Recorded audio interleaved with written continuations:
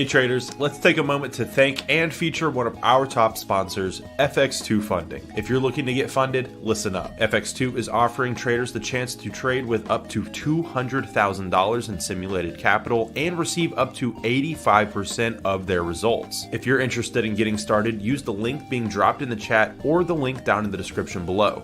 If you pass the evaluation, you'll receive your feedback and gain access to your new account. FX2 allows traders access to a wide range of assets and allows traders to hold their trades over the weekend. FX2 is giving A1 Trading Show fans 15% off the evaluation fee if you use promo code A1Trading15. So if you'd like to learn more, again, use the link being dropped in the chat or the link down in the description below and use code A1Trading15 at checkout for a discount on any of their evaluations. Now back to the show. All right. Good morning, guys. Welcome back to another live stream. Thank you for being here. Thanks for tuning in. Got another interesting morning here for you. And we've got a long stream today, just like yesterday. Yesterday was a busy day. Today's another busy day. We have unemployment claims here this morning. And following that, we do, of course, also have PMIs at 10 a.m. So got about an hour and 45 minutes here to stream. We're going to be going through all of it. I've got some guests that will be joining me on the stream here to help me out. And we've got several markets to walk through, as well as a little bit of a recap in terms of what happened yesterday. In case you missed the afternoon stream, we did get NVIDIA numbers, and NVIDIA numbers were certainly a big market event. Check this out. NVIDIA earnings were absolutely stellar. And again, remarkable move to the market to the upside. The whole market rallied off of this idea. This company's earnings are, of course, kind of pivotal in the sense that the whole AI revolution, whatever you'd like to call it, the AI stock market rally, the big optimistic push that we've seen going on recently has largely been led by NVIDIA. And so yesterday, their earnings came out. And if you're wondering what their earnings were, they were expected to come up with $20.395 billion in revenue. They hit $22.1 billion in revenue, which is a remarkable beat. That's $2 billion almost in revenue beat, which is significant. Now, again, I do not have a position specifically on NVIDIA, although it is in some of the ETFs that I own and things like that. I don't own shares of NVIDIA. However, this company by itself is very important to anybody who trade indices right now. This is the darling of Wall Street. Now, granted, there's times where this has not been the darling of Wall Street, and the darling of Wall Street always changes over time. Like, at one point it was Apple, at another point it was Tesla, at one point it was Cisco, right? You have all these different companies that rise and fall. IBM for a long time, right? You have all these names that they come and they go as the incredible market leaders that they are. But right now, the world pays close attention to NVIDIA, of course, because they provide the chips to this whole AI huge super demand that we look for. So if you watched indices, well, they had a huge push up. And this thing just took off alongside NVIDIA. Same with some of the other major indices. And even the Russell got a little bit of a push off of this. The S&P 500, of course, these things have the NVIDIA company stock in it. So, of course, they're going to rally hard when NVIDIA gets a rally. But in just a bit, we have in 10 minutes or so, we have unemployment claims. And unemployment claims are going to be important today for several markets. But before we get into unemployment claims at 8:30, let me just quickly have a look at some of our PMI numbers that we got out of our friends in Europe. So let's have a look. We had overall Euro manufacturing PMI came out less impressive than expected, while services came out better than expected. In fact, by the way, remember that these numbers below 50 are considered a contraction and above 50 is considered expansion. So we actually were expecting contraction in the services sector for Europe. And in fact, we actually got expansion, which is pretty impressive there. On the manufacturing front, however, the flash manufacturing PMI came out worse than expected, showing some contraction in manufacturing. Let's take a look at our friends in the UK. The UK saw pretty much not great numbers. You can see in terms of the UK, we had 47.1 in terms of manufacturing and 54.3 in terms of services. Now, what does this tell you about the UK economy? Well, it is positive in the services section. And by the way, I think approximately, I could be wrong about this, but I believe it is about 70% of the UK economy and US economy is concentrated in the services section. So as you look at this services PMI number and you say, well, there's some growth there. Let's have a look at some of the pound and euro movements that we saw in response to this. The euro, which I do have a short position on, moved against me, but has come back a little bit since then. I'm just about break even on the trade. The pound at the same time. Here's pound, similar kind of price action movement. You had a big spike to the upside there, followed by a reversal. And again, in terms of euro, let's see what we have. By the way, we do have, just a heads up, we have about in 8 minutes, we have unemployment claims out of the US. And if you're somebody watching CAD pairs, retail sales is coming out as well for Canada, which could be market moving there. So again, kind of a disappointing number on the manufacturing for both. This has been a theme recently. Manufacturing has been kind of disappointing out of a lot of the Western economies. But PMI numbers in terms of services were not so bad. So again, we saw a pop to the upside and then reversal. So something to watch out for if you're watching euro, and pound is on mixed kind of news to a degree. Again, at 8:30 a.m., which is 8 minutes away, we do get the claims numbers out of the United States. That is, of course, a key metric when talking about the labor market. So let's go have a look at claims and see where we're at with this chart overall. So in terms of unemployment claims, which we're looking at on the screen right now, so this is unemployment claims. These are reported weekly. We're about to get the new one. We've been seeing overall that unemployment claims have been steadily coming down. And here's the thing about unemployment claims is if you get a big tick up in unemployment claims, that would be a little bit concerning that perhaps you're seeing the labor market start to unwind a bit. But overall, we've been saying, been kind of trending lower on this chart since, mid 2023, et cetera.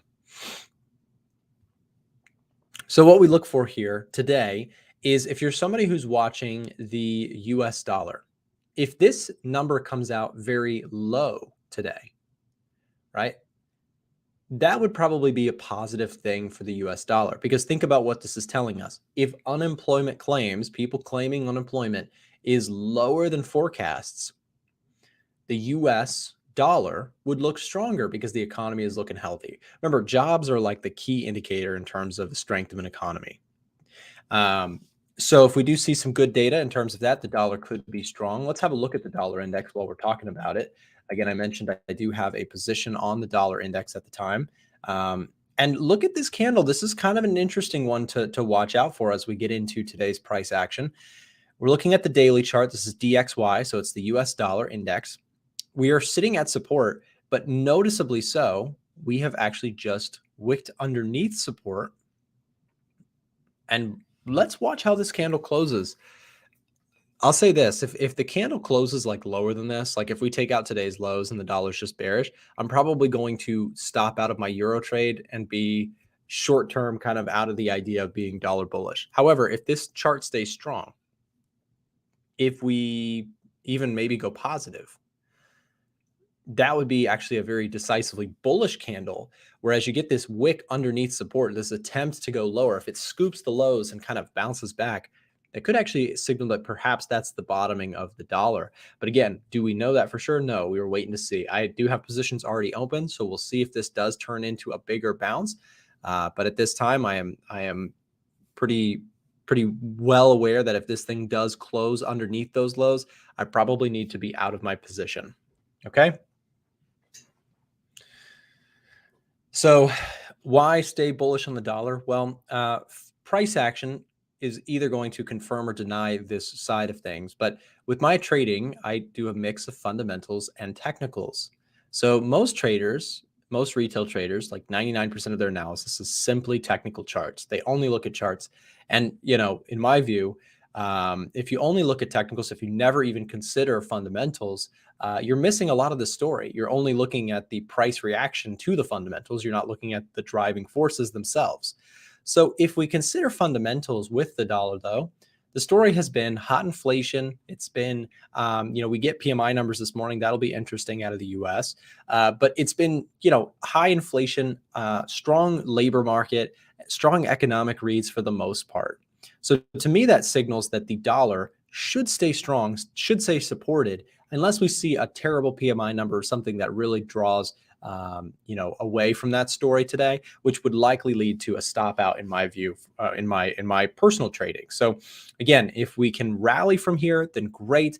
Then the narrative stays intact and price action agrees. But if price action disagrees today, I need to be, prudent with my risk management and take a small loss. So we'll keep watching that. But again, claims is what we're looking out for here today. What was your thoughts on meeting minutes? Mixed. Really nothing changed from what we saw. Hey, we're seeing some progress in inflation, but at the same time, there's risks to the downside in terms of cutting rates too soon. It was really just a mixed non-event. What really moved the market yesterday, as I mentioned earlier, was NVIDIA earnings. The number one pure and simple driver of financial markets yesterday, at least on the stock market side, was NVIDIA, because the earnings were huge and it caused a massive kind of run to the upside for a lot of stock indices. Let's see what else we have. Let's talk about gold here. Gold's still in a range. Again, this one has been really, really frustrating. You guys know I love trading gold, but recently it's just been so choppy. I'm waiting for a decisive push one way or the other. If we can get it, then great. If we can't, then I'm waiting for that. So this thing, at this point, I just went through kind of the dollar scenario. If the dollar stays really strong, meaning let's say today PMI numbers are strong, which, by the way, we are waiting for PMI numbers. We have 2 minutes to go until claims. But if PMI numbers come out strong, it's probably going to put pressure on gold big time. So far today, it's been mixed out of Europe. That's why gold hasn't moved that much. But PMI is huge for gold. If you're somebody who trades gold, watch PMI numbers. They are usually a pretty big market mover for gold. All right, let's see. We're just getting close to the event, so let me go ahead and get set up so we can watch. Again, people who are in the chat, we see a lot of people spamming, what should I do? Should I buy this? Should I sell this? Please, get yourself some help. Transparently, let me tell you how trading does not work. Trading does not work where you just jump into a chat and you ask people, hey, what do I buy? Hey, what do I sell? Right? If that's your plan to become a long-term profitable trader, it doesn't work like that. And I can tell you transparently too, great traders don't know the future. We're not fortune tellers. We just weigh risk to reward, and we keep stepping up to the plate. Sometimes you swing, you strike out as a trader, but the point is, over the long term, with good risk management, with good approach, with good strategy, again, that's how you make money. You don't jump into a random stream and ask people, hey, should I buy gold right now? Right? That's not going to do anything for you. Even if somebody's right, you'll overestimate their abilities in how well they can predict the market, because you could say up or down right now and half you're going to get right, half you're going to get it wrong. Right? We don't know the future. Traders manage risk and they look at probabilities, and they are never certain with their trades. If you ever hear somebody certain about what the market's going to do, run away. Those aren't profitable traders. Okay. Profitable traders don't speak in absolutes. All right. 10 seconds. Let's go. Breaking news. All right, guys, let's see what we get. In terms of claims, if there's any volatility here. Gold just dropped quickly. The dollar just shot up a bit further. S&P, not much of a movement. NASDAQ, not much. 201K, unemployment claims came better than expected. For Canada, we had retail sales come out slightly less. So jobs data out of the U.S. still looking strong. That's going to put pressure on gold. And this has been frustrating. If you've been watching gold, I got to say, I have not been trading it myself, but I can imagine that if you are trading it, it's been frustrating, because this, every time gold starts to get a little bit of a run going, right? economic data comes back and smacks it back down. Will that be the theme of the day? I mean, we got it with claims just now, but now the question becomes, is it going to be the same case with PMI data? We have services and manufacturing at 9:45. That is in 1 hour and 15 minutes. So we got some time. We're going to be looking at lots of charts here this morning. By the way, don't go anywhere. A lot of times people leave right after the spike. The real movement today, the real market event that I see happening is at 9:45. It is PMIs, services, and manufacturing. Real quick, as we prepare for that together, the dollar, by the way, dollar shooting up, euro coming down. This is not bad for my euro short. We'll see that one came back to life.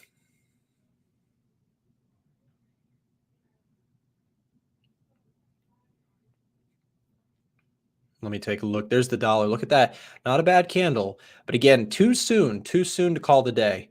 If you're a dollar bull, right, or a dollar bear, it's too soon. PMI is the event. As I mentioned, now let's go ahead and prep for that. PMIs matter, I would say, more than NFP. I'm sorry, not NFP. Claims this morning. Claims were impressive. That was a good number out of the US, and that's why, again, the dollar's bouncing back. But the big news event that could be market moving would be PMIs, in my view. So let's go ahead and real quick, let's talk PMIs. So I'm going to go over to economic data in the Edge Finder, PMI data. Let's see, I might have to refresh the page.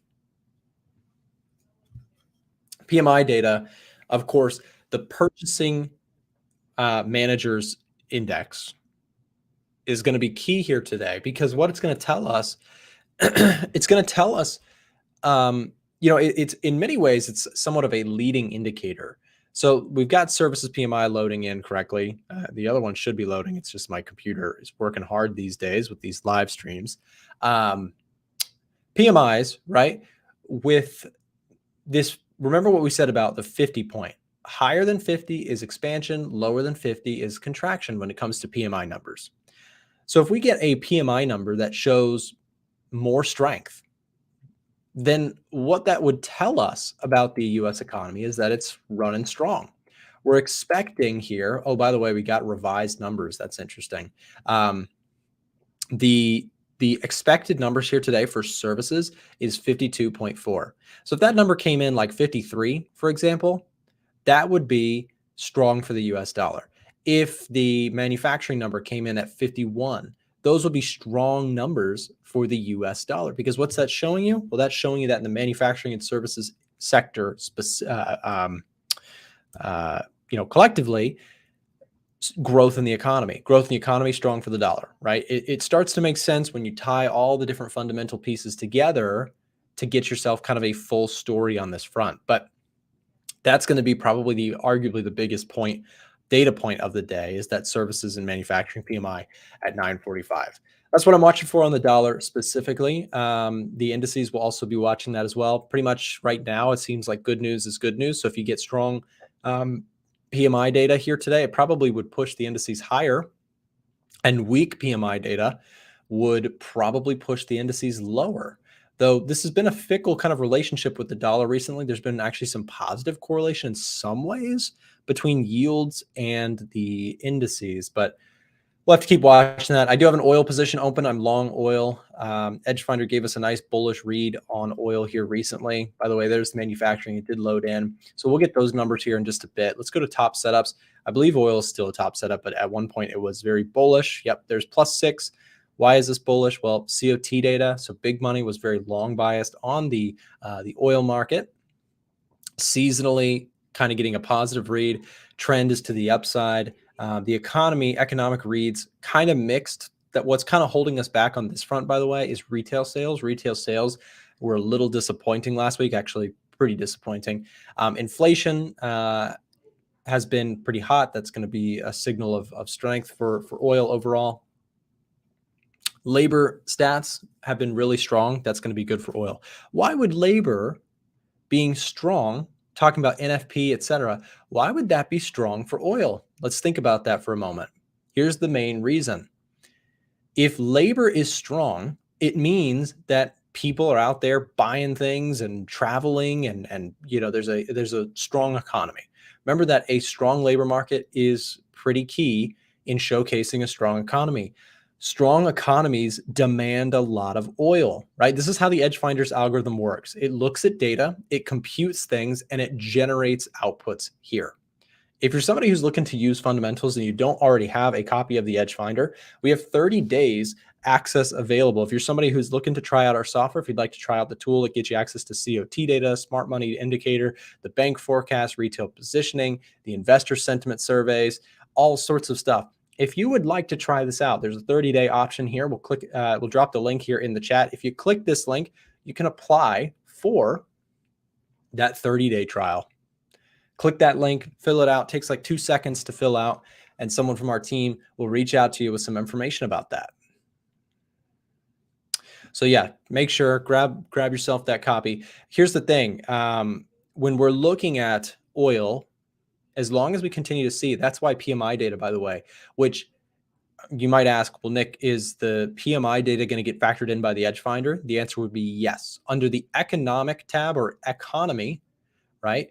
If PMI data is strong here today, it could help out this score and give us a more bullish read on the Edge Finder. This is how our algorithm thinks through market data automatically and how traders can then use it themselves, right? So if you're somebody who's trying to incorporate fundamentals, the Edge Finder is your guide. It's your tool to help you out. If you don't have a copy, again, click this link, apply for a 30-day trial, okay? Let's keep going. Again, we have in just about 5 or 6 minutes here, we're going to have Miko and Marco join for some technical Thursdays. We're going to talk about some setups, some things to watch in the markets. I'm looking forward to that. We'll be asking about all sorts of different charts. Let's take a look at some currency pairs here. Again, I mentioned I'm short euro dollar. This one has, well, it came back and retested resistance, but I'm still in the trade. So price moved up against me here and then reversed. We'll see if that can continue to reverse or if this is just a pullback here. But I do like the idea of staying short euro dollar until, either I get stopped out or this market rolls over. But my thought process with the euro is, again, strong dollar should push this thing lower. It's been doing a well enough job. Let's see if it can continue to do so. So, yeah. Australian dollar, kind of a similar candle. It almost wicked up to this point. Pound USD, big wick to the upside. I'm curious to see how this one plays out. This could be kind of a last run to the upside, grab some stops, and then roll back over. But again, going to come down to a key economic data point, PMI, 945. It's about 1 hour away. Quick look at dollar yen. Dollar yen's trending up nicely.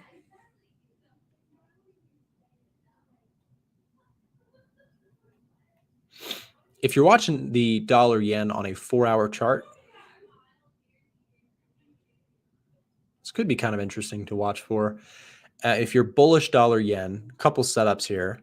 If you're willing to wait on a range, maybe you watch the lower end of this. Here's the 4-hour demand zone. But we're kind of just in a range, a little bit of a flag pattern here, big push up, range bound. And again, watch those PMI numbers, because if you're watching the PMI numbers and you get something strong here today, that could be the catalyst to push us out of this range. So watch that close. Nick, fundamentally, why are you on the bullish on the dollar? Because all of our main indicators are bullish. What do I mean by that? Well, I'll break this down. First of all, COT is pretty bullish on the dollar. But in other areas, you have hot inflation. So let me just write this out really quick. It'll be a little easier if I do it this way. CPI, hot. NFP, hot. PMIs overall have been hot. This is a question mark today. Is this going to change? Fed, mixed. Overall, dovish, but cautiously dovish, it seems. So my point is, if you want to know why something is bullish or bearish, what I like to point to is the real forces in the market. These are the real forces in the market. inflation reads, jobs data, purchasing managers, which is an indicator of the economy, right? If purchasing managers are demanding mass amounts of everything, it's going to be bullish for the economy.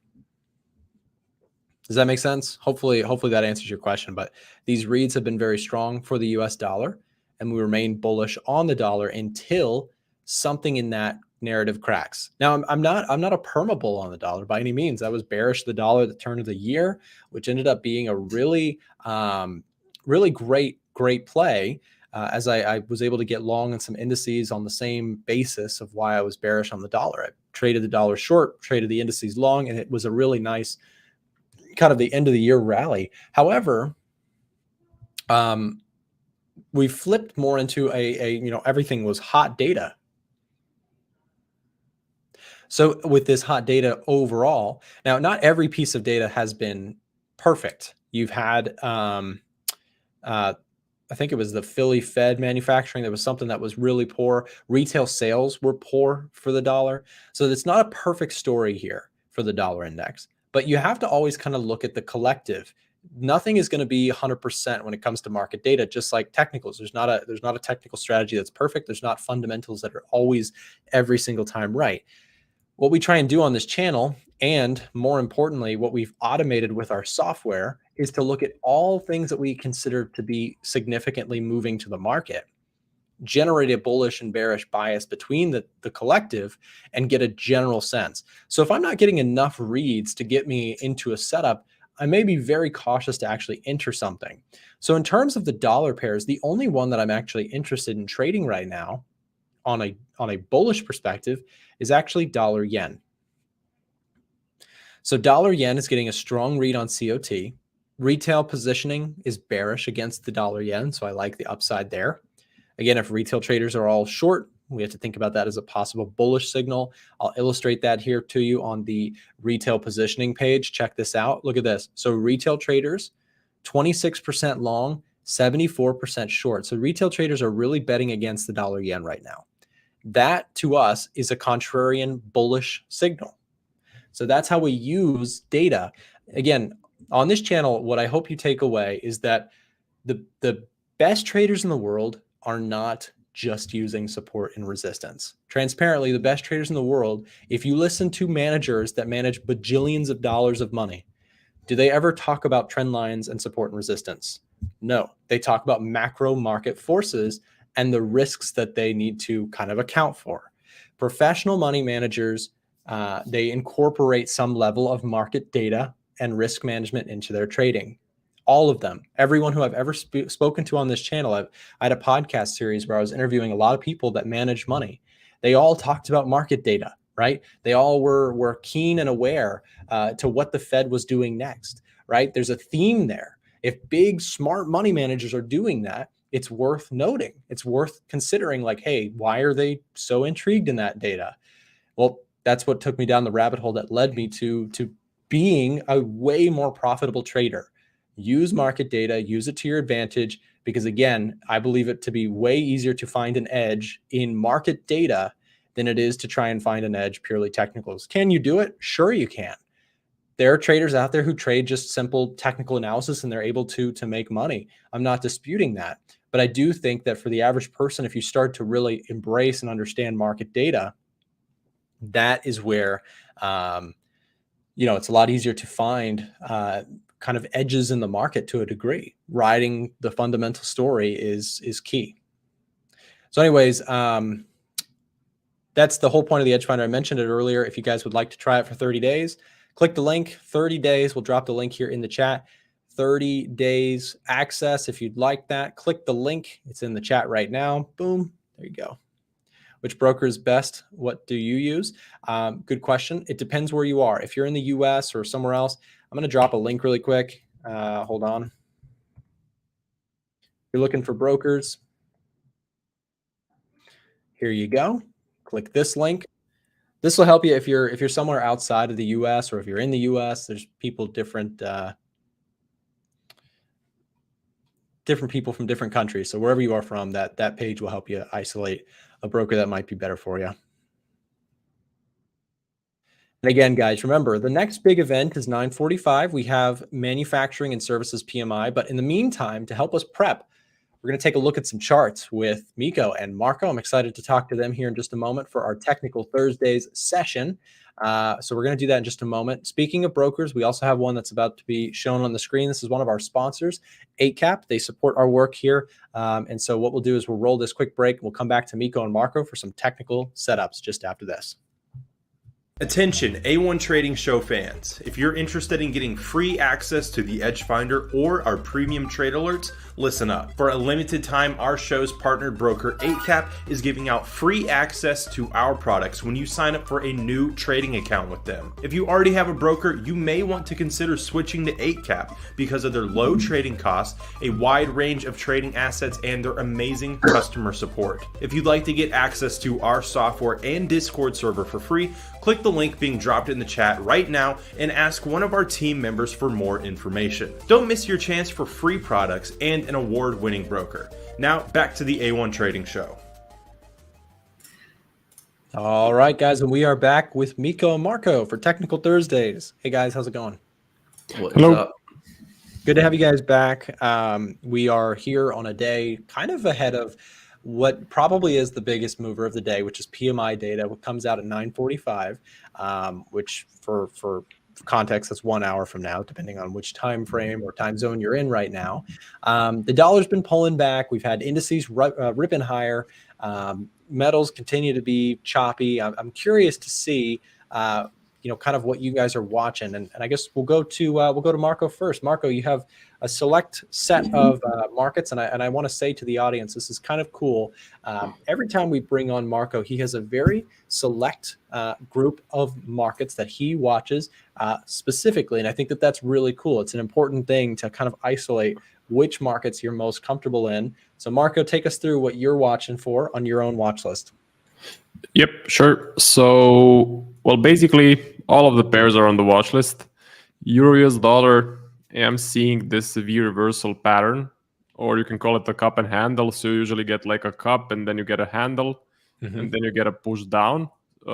So that's what I'm looking for the push down, and then look to sell.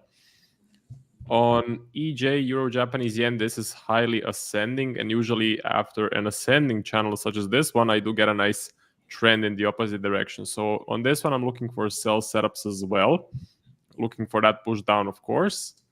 AU, same as EU, so seeing a V reversal, looking for that range and then a push down.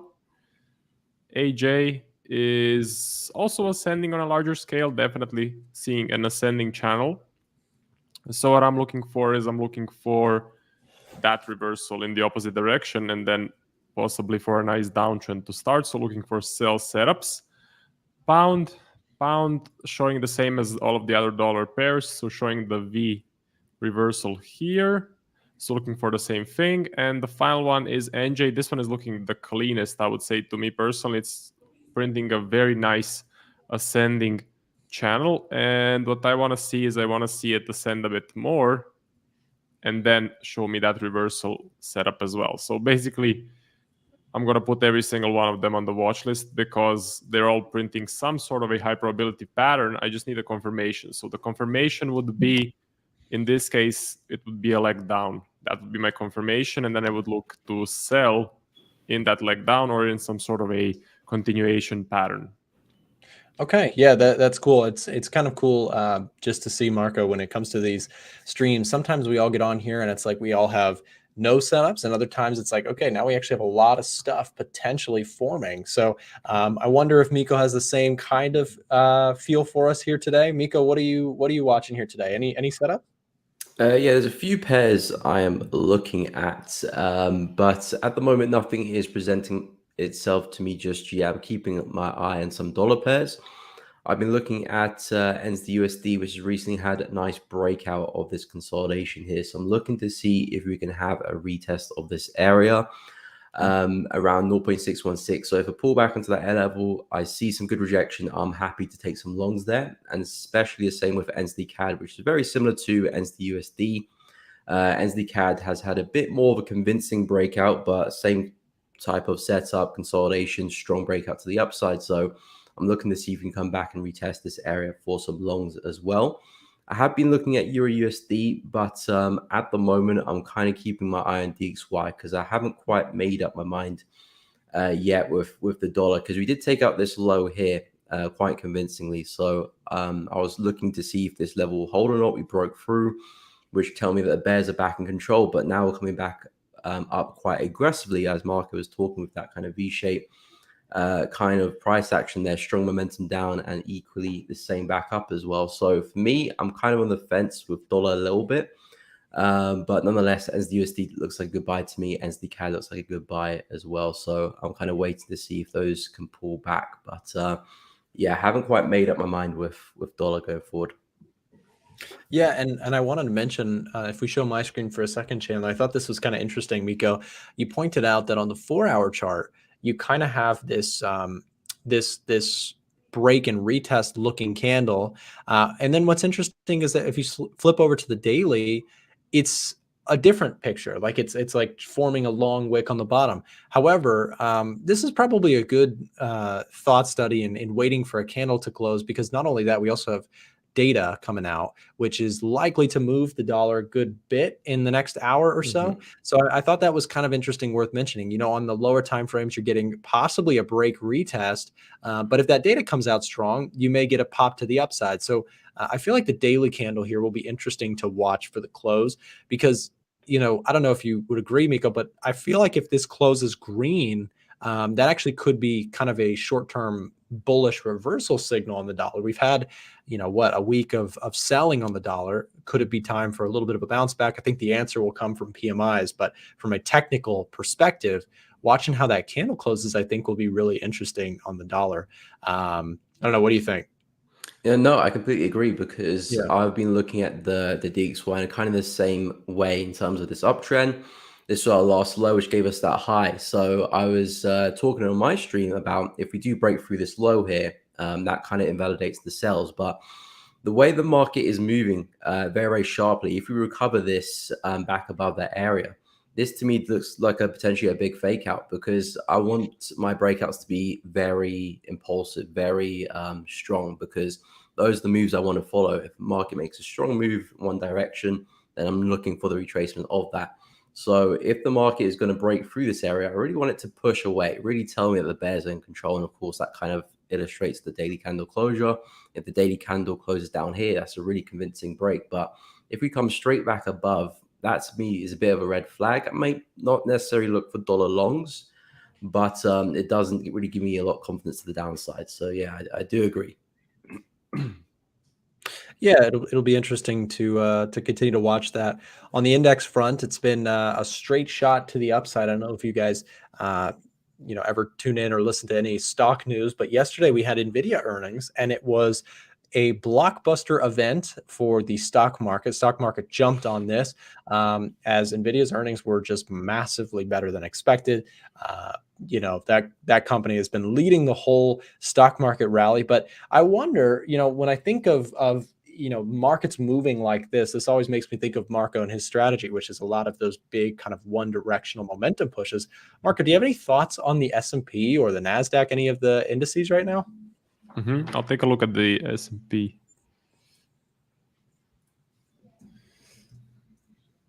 P500.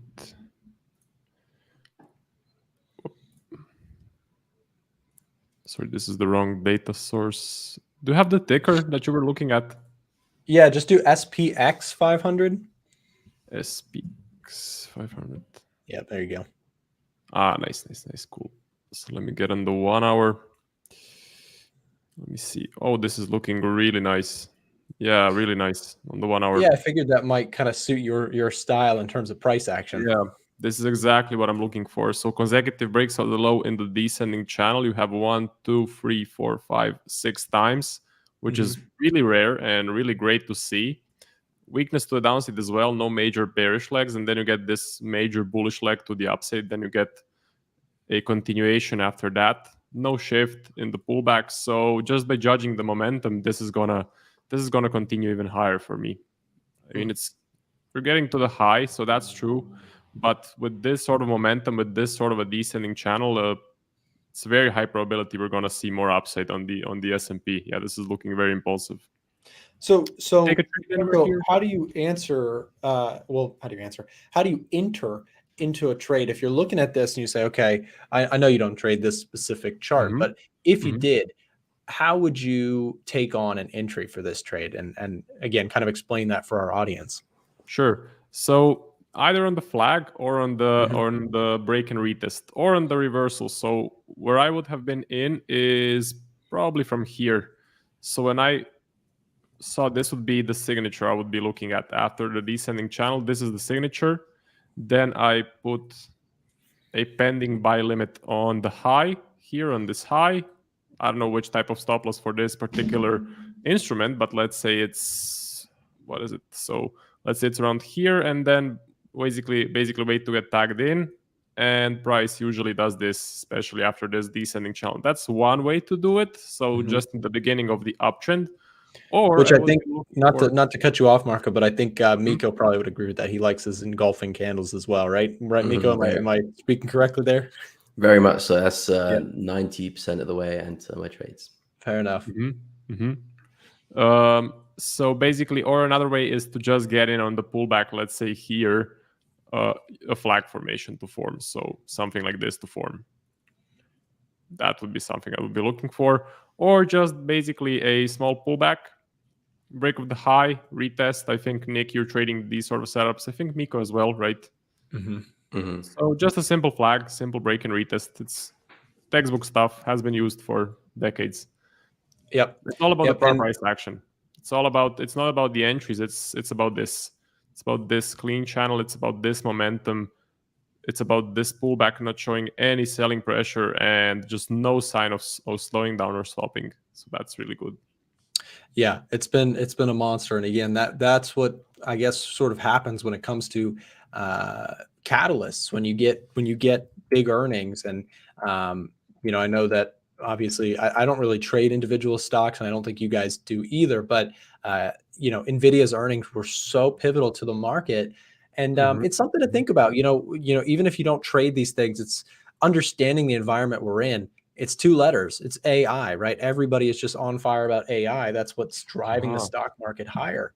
And this company provides all the chips, right? Well, not all of them. There's Taiwan Semi, there's other companies, but this is a big one. And so their earnings being really good, really, really shot the market's hopes up. And we saw a big push higher. But anyways, I want to give the same question to Miko. I know, Miko, you guys, neither of you are really index traders. I'm dragging you into my territory just because I like that stuff so much. Of the indices, take your pick, spend 30 seconds or 3 minutes, doesn't matter to me, but which indice do you think is interesting to you right now, if any? Well, of course, S&P just making some new highs there. And I do like my correlation between them. So normally when one between US 500, US 30, US 100, when normally one makes new all-time highs, sometimes the rest are lagging behind and they follow behind eventually. So I do think for a pair like for a market like US 100, I do think there's a very good chance we'll probably get back to the high around 18K and probably break through as well. I don't really like US 30. It's a little bit choppy. It looks like it's out the other two. Looks like it's the one with the least momentum and a little bit tiring, especially coming back into the high there. But yeah, US 500, US 100, there's a lot of momentum about it. And I do think there's still room to the upside for this particular one. So I do think some pullbacks on the lower time frames. Not that I really go below the 4H in the hourly, but potentially some pullbacks here could look to ride that momentum back to the high and then potentially a breakout as well. But yeah, everything is looking very bullish across the board. Yeah. And you made an interesting point there. I just wanted to add something to. You mentioned US 30. For those of you guys who are newer to the index side of things, US 30 is the Dow Jones. And the Dow Jones, it looks less exciting because it has a lot less tech stocks in it. It's a lot less AI and, super, microcomputer chip, all the stuff that's going crazy right now. The Dow is still grinding higher, but it's because it has companies like Apple and it has companies like McDonald's and companies that are Coca-Cola, things that are stable.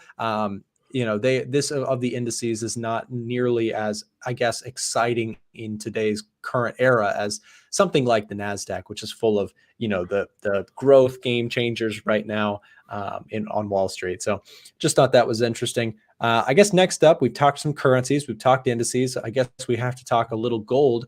I've been struggling with this one. I'm curious if you guys have anything on the lower time frames market. You might be able to find something on like the hourly, but what do you think about gold right now? Gold or silver? I'll come to Miko next, but first, Marco, what are you seeing on gold right now? Sure, let me take a look. So on this 1 hour chart, I can see a ascending channel. So it's kind of, if you draw it out, it's kind of slowing down on the top, struggling to break the highs, right? So I would not be surprised if, it's looking very corrective. If I zoom out, I would not be surprised if on a smaller scale, we do get some sort of a reversal downtrend like this, right? Something like this, because that's my experience with these major ascending channels. And I like how it's barely breaking the highs and struggling, right? Just by a couple of ticks, it's breaking the highs and then immediately retracing down. So I would expect more downside for gold, but only up to here, because overall it's just flat, right? If I zoom out a bit, maybe switch to the 4 hour, it's just corrective, it's flat. And that would be the only play, possibly a sell setup bringing you somewhere down to here.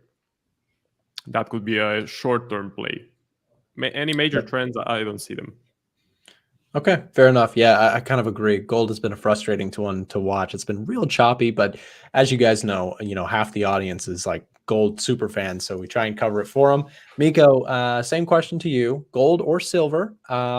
What's on your watch list here this morning, if anything? And if you had to have an opinion on gold, what would it be? So gold and silver. I'm kind of long-term bullish for both of them, and I actually like silver a little bit, and I'll touch on why. But gold has been very hectic, difficult to kind of interpret. So I'm not really eager to trade gold. There is some still slight uptrend with some higher lows here, but we've really run out of a lot of momentum since we've gone through this consolidation. So I would fancy a move higher because of the way the market's moved. Looks like a bigger bull flag. So I would expect to see another swing higher. Would I trade that? No, not really. I think there are better opportunities elsewhere. But silver's really interesting because we're trading on a massive level here. And if we do hold this, I'm looking at a big move back to the kind of the high of the range, back to around 26, 25.5. So a sharp break of that consolidation and pullbacks afterwards could look to ride that trend higher.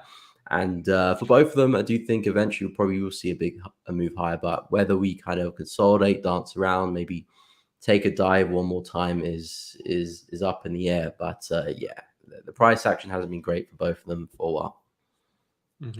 Well, fair enough. Yeah, I think silver of the two has been so choppy. I mean, both really have. And I think at some point, you guys know how this goes. You've been here for a while. At some point you get something that goes crazy in the markets and suddenly gold is trending like a monster, whether it be up or down. So I love trading gold, but recently it's been very hard to really participate in because it's been so choppy. So I'm waiting for some decisive price action there.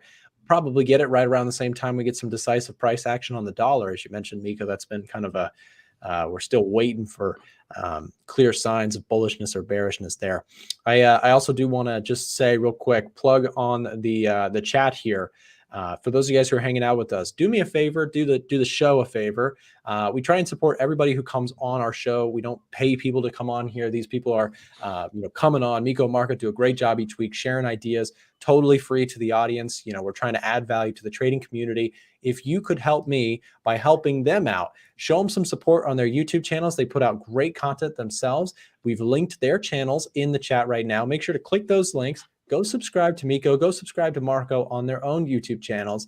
And both of you guys, thank you very much for coming on the show here today and sharing some ideas. A quick question. Yeah. Go ahead, Marco. What do you got? Were you looking for a trade on the S&P?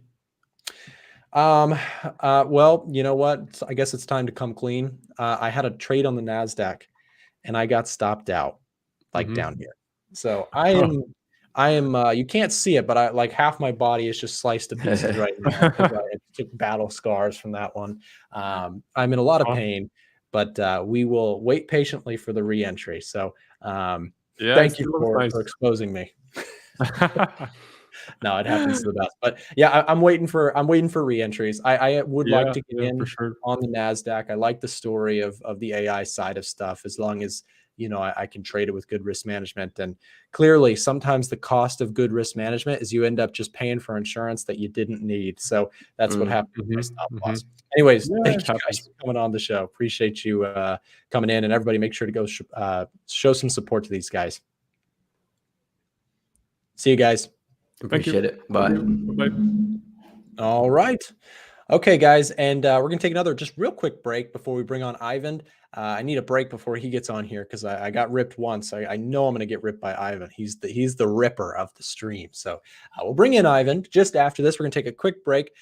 Thank the supporters. Actually, I don't know what we're going to roll. We're going to roll a quick break to help during this transition. It'll be less than 30 seconds, and we'll be right back just after this. We have 4 brand new indicators built for TradingView. Introducing the momentum, extension zones, trend projections, and volume spikes indicators. All 4 indicators work on every TradingView chart and time frame. You can easily see shifts in bullish or bearish momentum. Look and see if price is being overbought or oversold, which could cause a quick reversal. Automatically get a trend line that shows the true trend, bullish trend, and bearish trend based on the most recent market data.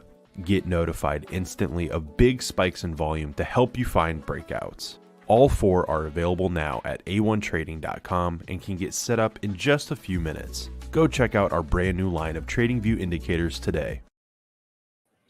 All right, we've got Ivan the Ripper on. Hey, Ivan the Ripper, how's it going? Hi. You're here to rip me. I saw you. So for those of you guys who are watching the stream, in our software, I can see people behind the scenes who are coming up on the show. So I see Ivan coming in. He loved that joke I made about getting stopped just shy of my stop loss on NASDAQ. But not the most fun experience, I will say, Ivan. But what are you looking at here today? What's on your radar, Coach? Like, I didn't look at NASDAQ, but now I need to start paying attention because you're getting stopped up faster than I can change a t-shirt. So, well, it was a quick loss. Actually, no, it wasn't a quick loss. It was an agonizing one because here's what happened. I went long NASDAQ at this level. It moved higher on me, and I didn't trail a stop. And I don't usually trail a stop until we take out new highs. So if we had done this, I would have probably been really looking to trail stops. Price comes all the way back. My stop loss gets just tapped on the shoulder, and then it reverses on me. So obviously, happens to everyone, but when it happens to you, it really is no fun. So I am looking for a re-entry if I can get back in the trade. you know what? You were told by the Forex gods that you were too early, too aggressive. In my world, you're too aggressive. This is the level that I would like you to start paying attention to. I don't know if you care, but I would like to pay. I yeah. would like to pay attention to that one too, Ivan. I wish I had paid attention to that one. Man. Yeah, I know it's high intent and everything, which Yeah. I'm just pulling your legs. But No, yeah, no. I didn't buy it because I feel like we're too high, but then we're always too high. We're always gonna be too high. Sure. That's what I tell people, and I don't know why I'm not following my own advice or my own thought process. But hey, here we are. And I don't know where I was like, I think that we're gonna have a big pullback in February. So I'm like, well, I'm just gonna let it pass. Jokes on me.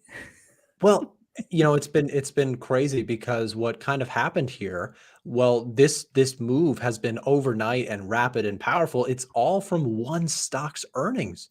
Nvidia had huge earnings, and I didn't obviously know that Nvidia earnings would be that good. However, my actual concern, where I was wrong about this, was I was more pessimistic on Nvidia earnings, not because I didn't think they would be good, but because the whole world thought they would be good. And that makes me a little bit nervous when absolutely everybody thinks NVIDIA earnings are going to be, remarkable. It makes me a little bit queasy going into a big earnings report like that. And, we live streamed the event yesterday. And it was blockbuster earnings. I mean, what can you say? The company's a monster. Is it overpriced? I would say probably so. But the market doesn't care right now. The market cares that AI is going to change the world, and that's all that it's looking at right now. Yeah, this sounds like per internet. In a couple of years, we're gonna be like, why didn't you think of it? Right. I'm actually in the corner of. I'm not surprised that they went above as much as they did and in the direction they did. Also, to make what was it, 22? Was it 22 billion or something? And then Yep, $22 expected was billion. 20. Change, just a little soft amount of money. Chain, and it was the AI section that was doing well. So I guess we need to pay attention. Yeah. I don't know. It's I will say the thing that makes me still overall bullish is that if you compare it to 99, like 1999 and 2000, the issue was that the internet was coming about, but there was no proper monetization. These companies were basically priced on thin air. Whereas today, arguably you do have a very different landscape in the sense that companies are making tremendous amounts of money. But to your point, the mania feels similar. The absolute, euphoria around tech stocks and AI and everything is really concerning, I would say, in terms of the market. Can it keep running higher in short-term momentum? Yeah, absolutely it can. But I do agree with you. I think that we'll look back at it in a few years and be like, wow, people pulled that way too close, way too far, way too soon in terms of where things went. But anyways, that's the stock indices side. I want to talk to you about the dollar too, Ivan. Is the dollar bottoming here? Are we going to see a push higher on PMIs? What do you think? I've been violated so badly lately that I don't know if I want to look at it. you have shell shock looking at the dollar index? Yeah, I thought this was gonna hold. I was like, cool, we're gonna hold. And then this morning, just catastrophic. And I don't really know why, because I was asked by Harold. Harold like, what's happening to dollar? I'm like, you tell me. And I think it might have been that they were right about the PMI out of Europe, but now dollar is. I don't know. Just can I just put this on the account of this is outside of my scope of knowledge. It's been weird price action. I'll give it to you there. I saw, I have this euro short that just barely survived. While I did get stopped out of NAS, I am at least staying in my euro short. But this pullback has been a little bit more messy than I thought on the dollar index. You mentioned euro PMI data that came out this morning. It shot the euro higher and has erased those gains very quickly. To me, this is I'm holding hope that I do think that the dollar still, the story is intact. But I'm saying hope with a very light tone, because if I get stopped out, I get stopped out. If I'm shown that I'm wrong about this idea, I'll get out of there. But interesting dollar price action. I would say on the daily chart here, this has been a really choppy. If you get lower than the daily chart right now, it's real ugly. But the daily chart, I would say, looks maybe promising here. But PMI data 30 minutes from now should be interesting to watch big time. Yeah. If you look at my screen, I messed about these PowerPoints, and I didn't look, and I'm not gonna say that I did and I should have, I could have, whatever. But hey, that's a sell zone, and it looks there, and I put everything there, but I didn't put a limit order because I was like, when it goes up there, I would like to see a nice reversal, some nice tango movement, but was a sharp shot instead. So yeah, cool. At least for me as a buyer, this is horrible on euro. On dollar, yeah, it's a bit of less, what do you call it, less favorable, but yeah, also the sales story is not over. The buy story is still there. But I think I'm just gonna go into tomorrow and be like, let's see what PMI does. I'm not gonna do anything, but this is not good for sellers, and this is not good for buyers. So I don't know. High time frame buy, maybe. I don't know. Didn't see it. Yep, I think today is, sorry about that cutout though. I don't know what's been going on with my PC. I tried to clear a bunch of space on it, but still had one hiccup today. Anyways, yeah, Ivan, I heard most of what you're saying. The PMI today will be pretty key. No real huge market move off of the meeting minutes yesterday. I think that was just because we kind of heard the same that we've been hearing, which is there's risk to cutting too soon. There's risk to staying too high for too long. So I think that we kind of just got a non-event yesterday out of that. Like I said, the big one was NVIDIA yesterday. But today, I do think that your biggest chance for a market move in any direction is probably that PMI data. Yes, thank you, Ivan. Let's do a GoFundMe to get me a new computer. If someone buys the Edge Finder, we'll reinvest it right into getting a new PC. So I don't know what's going on. I gotta just throw this thing out. I don't know. Anyways, another thing that I thought was interesting is the VIX is telling an interesting story right now. The VIX launched higher here recently, but has dropped 7% on the day. Let me see if I can share my screen without the entire world crashing. So let's see. Okay, we are sharing. All right, yeah, here's the VIX. Again, VIX popped higher. And what this is telling you guys is that when the VIX is launching higher, there's fear in the market. If you're a gold bull, by the way, I always like to keep an eye on the VIX. It's a useful indicator because if the VIX is shooting up, it could be off of fears that could really rattle the markets. But yeah, interesting. Ivan, do you have any thoughts on metals? I talked with the last guys about gold and silver. You have any thoughts on the metals right now? What was my brain saying? I wanted to be gold bullish. I think gold is going to be higher by the end of the year than currently. I just didn't like the pushback lower. But of course, I made at least successful trade plan. But to me,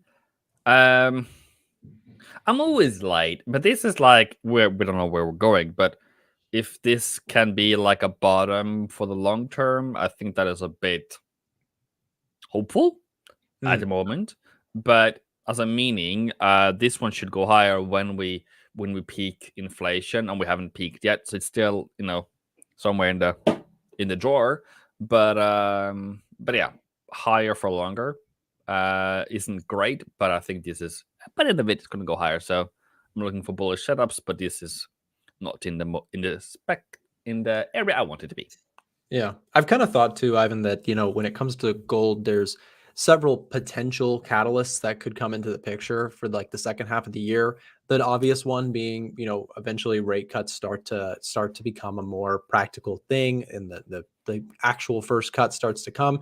The other thing is that if there's any potential of a recession surfacing, gold will probably jump dramatically, especially if inflation is still not beaten at that time. If you get kind of that stagflation, which is high inflation, low growth, if you get that environment, gold probably repeats its 2020 sort of behavior, which could be massive. So gold is an interesting one to watch. However, I don't quite see those scenarios shaping up just yet. So I'm kind of patient like you are with that.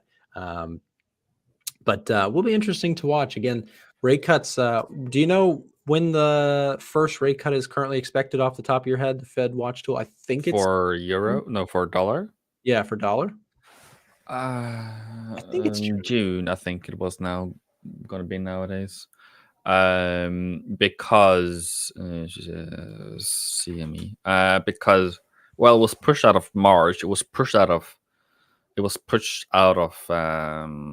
May. Yeah, so 50 is for June 12th now. It was 15 a month ago. Now it's 50. Is that 50.5? It's kind of hard to read on the screen. Is that 50.5? Sorry. Sorry. No, you're good. You're good. Okay. 50.5. Okay. Yeah. So pretty much that's kind of consensus to see a rate cut at that time, but barely. That's still, if you get a hot print on PMI, that data could actually get pushed out today. That could be this data could change if PMI data is hot today. That could even push back further, right? Yeah. So well, you will see it in the dollar. You will see it in the dollar price section anyways. But you're going to see that this probabilities for the current one is going to start going higher. And then you're going to see trickling down on all the other months that we are not going to cut so much. My head was about euro. That's why I startled a bit. Because I think I saw it today. They are going to cut maybe by June. And today's inflation kind of was in line with that. Should be probably been a bit lower, but yeah. Yeah, and Ivan, I think I want to ask you this too. Comparing the ECB, the euro, to the Fed, USD, what I think is interesting is, for a while it was kind of considered that the US would cut first. I kind of think right now there's a good case to be made that Europe will actually cut sooner. There's more concerns about recession. Their numbers aren't nearly as strong as the US is. And does that kind of lean you more into the camp of, euro short bias as well? Is that kind of one of the idea behind your short bearishness on euro? Also we have gone from extreme to be cutting, what was it, six cuts for this year in America to now I think we are down to like 3. Top of my head, might be a bit wrong, but and then Europe sailing up as they have been the whole time to cut a couple of times this year, but now they are sailing up to be the one that is cutting earlier.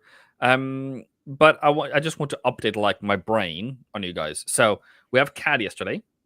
That was way below. They're gonna cut soon again. They're now in the 2s. We have Swiss, which was 1.3, I think, and their interest rate is 1.75, so that should also come down. So Swiss CAD might be in front of Europe, but they are way ahead of dollar. Very interesting. Yeah, that's a good point. And we saw the inflationary numbers out of Canada. They were just super cool. You compare that to the US's last round, which was super hot. USD CAD might be an interesting chart to watch, but you kind of just jumped even further, which I liked that you did that, right? Because I was saying, look at euro, look at US, but you even jumped further. You said, well, look at CAD, look at US, which I think is a really interesting. It's not a chart I trade very frequently, but do you have any thoughts on dollar CAD specifically? A dollar CAD now is sailing up to be assumingly very good trade setup, because we were at 2.8 on CAD CPI inflation back in if I'm correct, I think first enough June last year. That we were 2.8, which have not been back to this inflation for 9 months or so. Might be wrong, but so they were talking about cutting at that point, and then they got 3.3, so they couldn't anymore, and then they got up to 4, and now we're back at 2.9.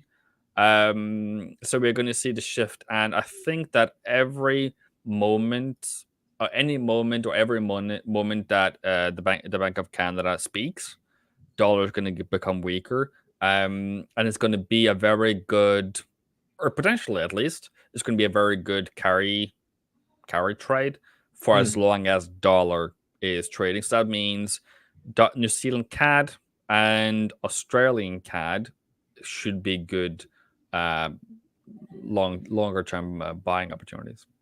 Yeah, I think it's interesting because you are starting to see some divergences in the currency world. And, for me, Ivan, I kind of travel between markets that I watch the most based on, if I'm watching currencies, it's usually because the carry trade is very strong. There's some opportunities there that I really like.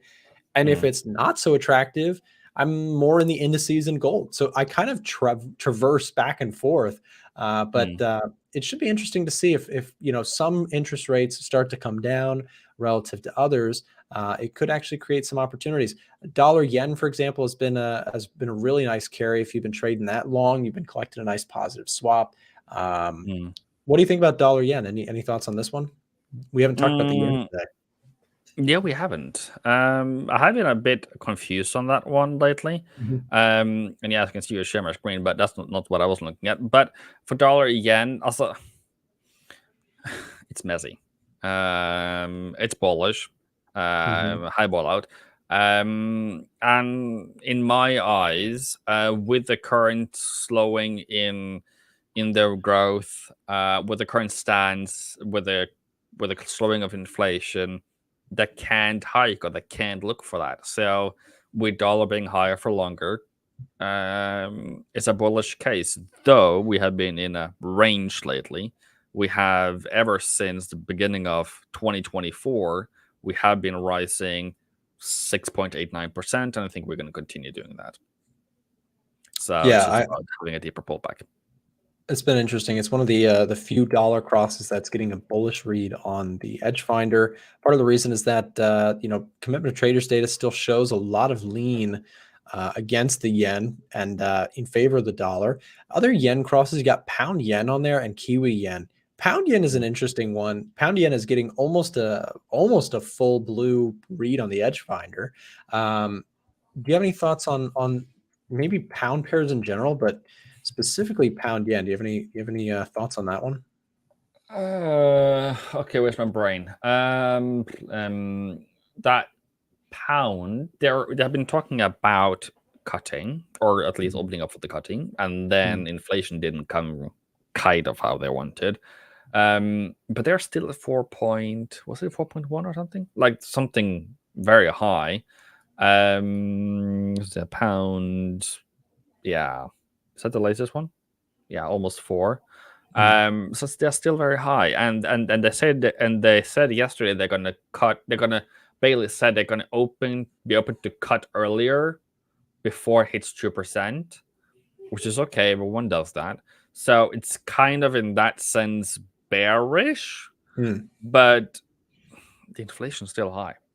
And then we have the technical recession with the GDP, and then we have PMI today that was a bit better, and then might have slipped out of technical recession. So to me, pound is kind of like, I'll put it somewhere on the side because it's too volatile for me.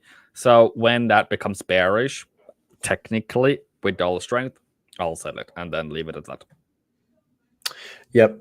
I would generally agree. I think the pound has been it's getting a lot of bullish signals on the edge finder. The only thing that concerns me too is that there's an election there going on there. There's an election going on here. There's all sorts of like external forces this year that you have to kind of consider as well when it comes to markets. Part of the reason that I've generally been so bullish on the indices specifically has been election season is historically a pretty strong second half of the year during election, just because of the amount of spending that goes into an election. So not just an election, but trying to make things look really good for the election, right? If you were trying to get elected or I was trying to get elected, that's the first thing we would do. We would try and make things look as best as possible for the votes. Another interesting, thing I want to talk about, Ivan, is oil, right? One thing that has to kind of play ball if you're going to win an election is keeping oil prices lower. So why am I long? Well, there's other reasons, but I do think that overall, during this theme, while I do think there is upside to oil, I don't necessarily think that it will rally too hard, because if it does rally too hard, the Biden administration may increase production significantly in oil in order to keep prices lower. If you're trying to get reelected, the worst thing would be if everybody is just struggling to pay their gas pump bills. So I don't know. Do you have any thoughts on oil overall? I want to go down the political route. Okay, so where are we? We're currently at 77. Does Saudi Arabia like that? That's around, I can't remember the exact price, but it's somewhere in the 70s, high 70s, that's their break even to cover for their cost of their public spending. Right. So if we go lower, you will see intervention. And that's what I was waiting for around 68, 70. I'm looking at like Saudi, like, are they going to cut soon? Are they going to cut soon? Are they going to cut soon? Are they going to cut soon? Because that's another driver, because yes, you have America. Yes, they want to lower their interest, they want to lower their inflation and everything. But then on the other side, you have other players in the market that is equally powerful or more powerful that wants it to be high because they have spending to be covered. Like Russia, like Saudi Arabia, like, and who doesn't like more income. So that's kind of what I've been waiting for. And I haven't seen it yet. Maybe it's not low enough. So if it does fall, that would be great. Oh, I'm alone today. Okay, people. Do you know what we can talk about then? That yes. Oh, he's back. I'm back, and I heard you. Okay. But yeah, no. You made a good point there too about Saudi Arabia, because I mentioned the one side is the U.S. and the election cycle, but as you mentioned, an equal, if not just as powerful or more powerful forces, OPEC and their oil pricing requirements that they have. It's one of the cartels that we have in the world that we just accepted that they can survive, they can be okay because they benefit us. Right. But just saying. No, it's true. I mean, at the end of the day, they have they have incentives to keep the price high, but they also, it's interesting, I've listened to, they want to keep the price in like a certain range. If it goes too high, they don't want to like cripple the economy and hurt their own demand for their oil. But if they keep it too low, they can't make money. So they have like this optimum like 80 to 90 area for the price of oil that they really would like. I always think that's so interesting to watch. Just curious, Ivan, Norway is a big oil producer. Is there something similar that goes on in Norway? Like, do they have because they're a huge oil producer? We don't got the power. We just depend on what the market does. And we did really step up the game of delivering natural gas for Germany when they were cut off by the Russians. So we really made a lot of money doing that. But yeah, we just dependent by the oil price. And of course, I think the cost of producing in Norway is give or take around break even around $45 per barrel, I think. So we have one of the higher one unofficially. Saudi Arabia is around 12, I think. So if price goes lower, Saudi Arabia is the one to benefit because the other ones are going to stay afloat for longer. But in Norway, it's okay with 77. It's all right. But yeah, of course we don't see the money. We just see it in the fund, Right. Because isn't it like most of the oil production is government owned? Is that right? No, it's given out on permits, and then they tax it like 90%. Okay, interesting. So yeah, very interesting. You learn something new every day. Again, if you guys couldn't tell, Ivan is not from the U.S. He's from Norway. So get a little the inside scoop from Norway today. I think you knew this, but my sister went to Norway and they loved it there. They said it was beautiful. So maybe I'll go someday and maybe we can meet there and we can talk about the price of gold. But I gave her some tips. I don't know if she took it. Yeah, but I think at least she went. did, yeah. She went to beautiful places, and I was like, "You have to go there. You have to go there. You have to go there." And didn't hear anything else. I just heard that she came back. So I'm like, cool. What did you guys see? She did. She told us about your recommendations. So I think she did take several of them. Thank you. But yeah. But you went to Iceland. Yes, the jump is not that far from Iceland to Norway. You know that, right? Yeah, I could have swam there, right? I'm just kidding. Yeah. Okay. Yeah. I could have taken my longboat from one Icelandic place to the other, and we could have been Vikings together. Would have been awesome. We're about 10 minutes out, by the way. For those of you guys who are just joining, we got the people coming back for the news. PMI is about 10 minutes. Ivan, do you want to stick around for PMI, or do you want me to kick you out of here?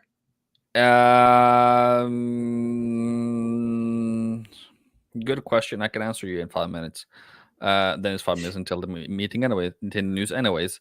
I'm just thinking, is there more I should tell you? Because if I start talking, I just start teasing you of all the things that you do wrong, of how I want you to trade. It becomes like what I call it. It becomes like a mentorship session. Nah, but I'm okay. Well, I'll turn it around for you, Ivan. Where do you buy the NASDAQ or S&P? Oh, why do you always ask me on the wrong days? She asked me yesterday. I have to ask you every day so that I can just but yesterday you didn't ask me yesterday. Okay. Also, okay. Let's do some seriousness here. What my approach is? There is a standing order every beginning of the month. I buy. So whatever the price, doesn't really matter. That's for my long-term ones. Mm-hmm. So there has been some okay entries there. January wasn't too happy about. So there's no technicals in that. That's kind of my first approach, especially between October, November, December, January, February, March, April, and then ending around May.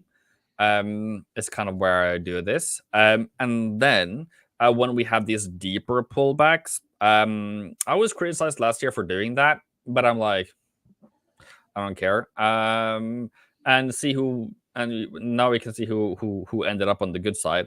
And then I try technically to catch these pullbacks, which I have been horrible at.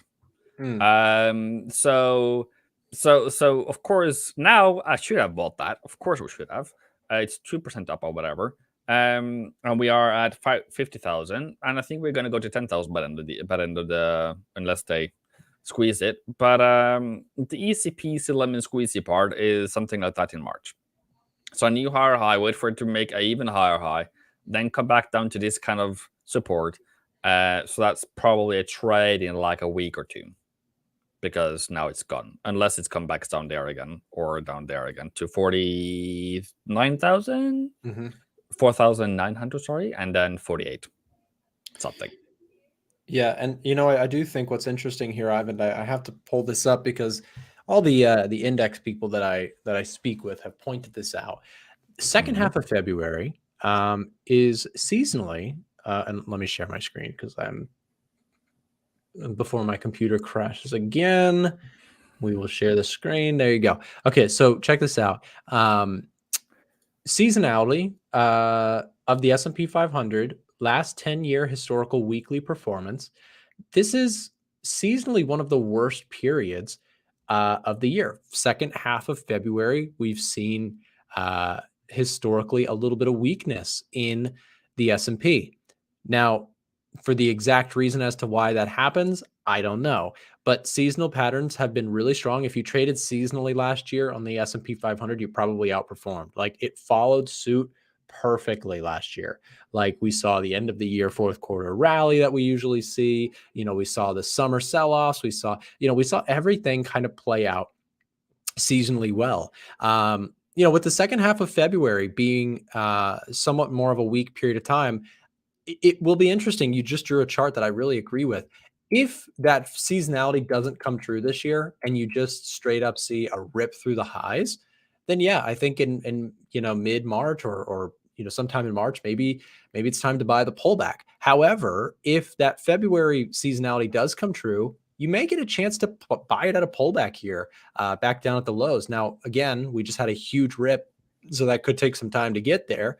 But I'm kind of interested in both scenarios, either a pullback down to this point or a significant breakout followed by a retest. So just thought that was worth mentioning. Seasonality here for the S&P second half of February is a little bit sketchy. So I'm not overly bullish at these levels, but just kind of waiting to see what happens.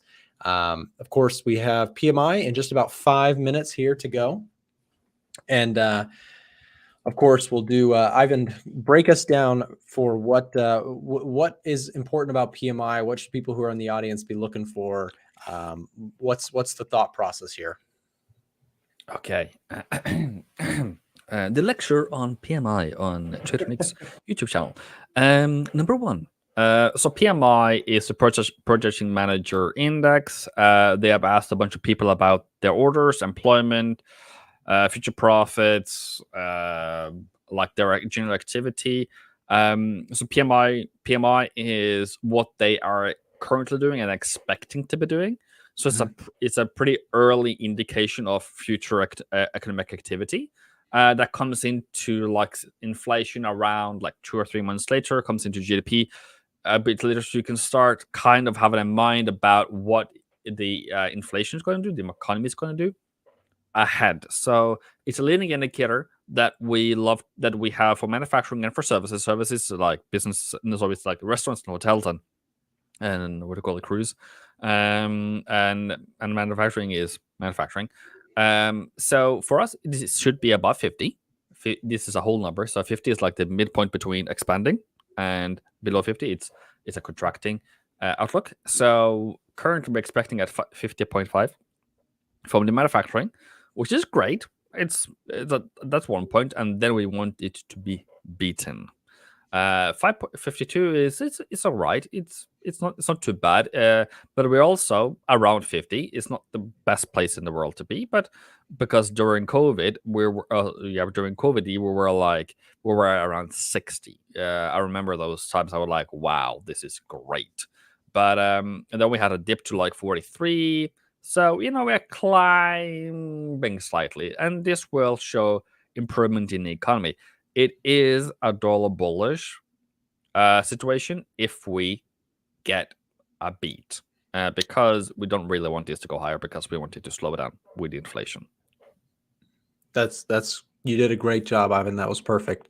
Yeah. So basically, I mean, and the thing that you mentioned that was key was that PMIs are so key to the market because they are leading in many ways, right?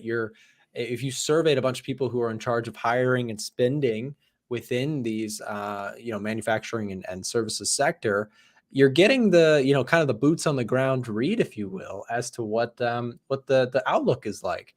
If you ask these people, hey, are you guys looking to hire? Are you guys, and you did that across a broad span of sample size, that's a pretty powerful indicator. So again, I think dollar strength here relies on PMIs playing ball. If you get strong numbers, that probably pushes back the expectations for rate cuts, which could be more disrespectful to certain areas of the market. I'm looking at the Russell.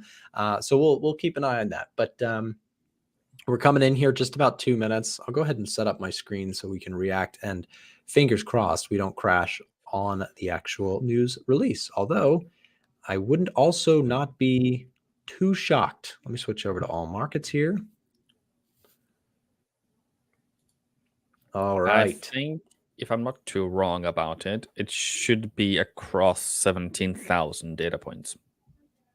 Is that right? 17,000. That's pretty good sample size. It's that's at least for the market one. So I'm double checking the S&P one. Mm-hmm. There's two providers. There's market, and then there is S&P global.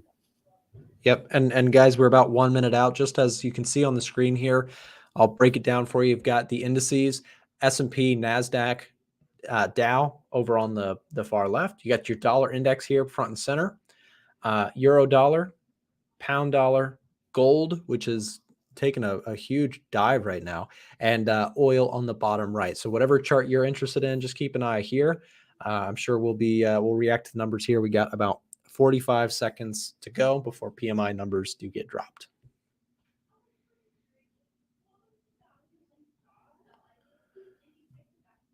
All right. And again, look at gold go here. 2022 an ounce, dropped off from 20. It lost $10 an ounce here just in the last few hours.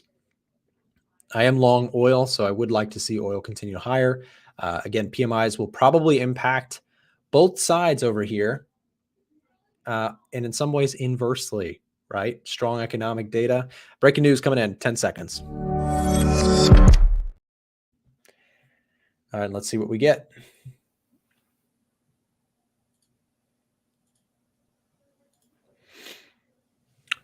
All right, PMI should be coming out here in just a moment. Where is it? There it is.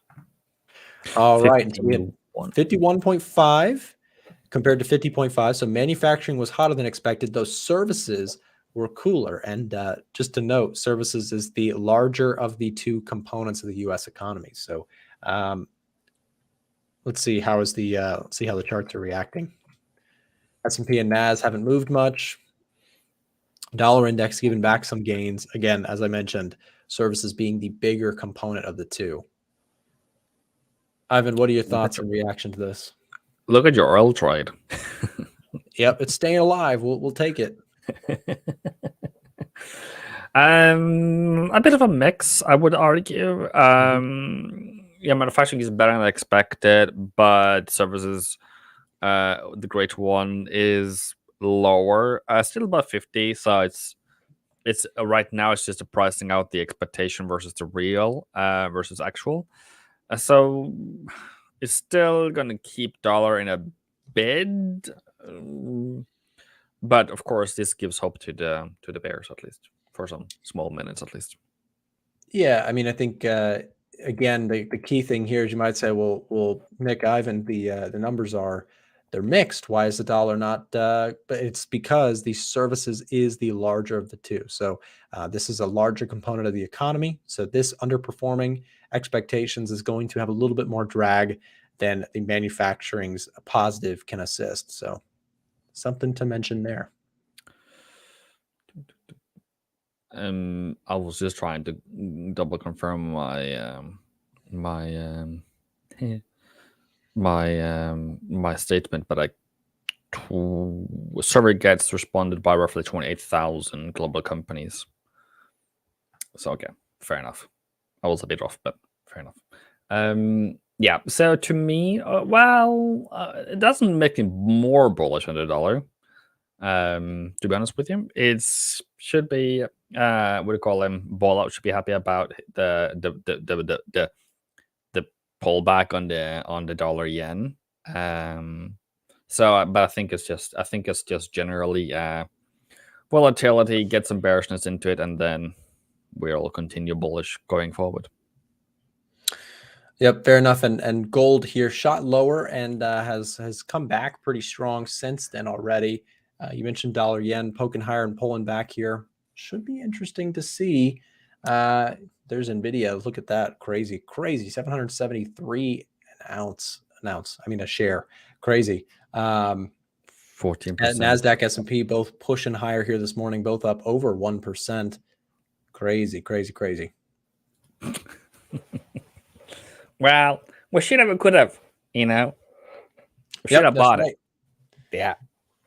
And, PMI numbers, interestingly, I guess this slight cooling, the market is almost taking any sort of news as good news, because this could indicate, hey, you know what, rate cuts might be coming sooner. So we talked about that earlier. The Fed Watch tool should be interesting to see.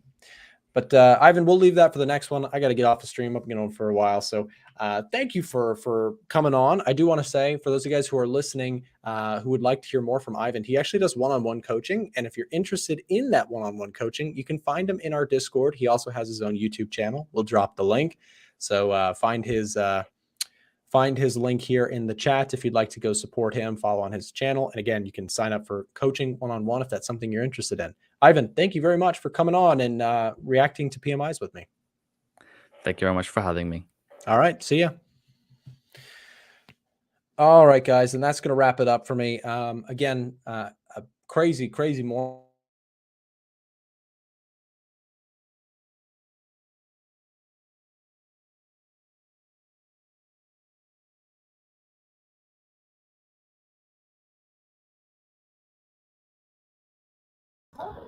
All right, folks, it looks like Nick's computer's exploded once more, so we're going to get the fire extinguishers on that, and we're going to close the show out. He was wrapping it up anyway, so the only thing that froze was the outro, so we're gonna shut off the show. Thanks, guys, for watching, and we will see you all next time. Goodbye. Thanks again for watching today's show. Our goal at A1 Trading is to continue to share free value to our audience through daily videos and articles, keeping you up to date with the latest market coverage. If you enjoy our content, make sure to subscribe for more. From all of us at A1 Trading, have a great day, and we'll see you next time.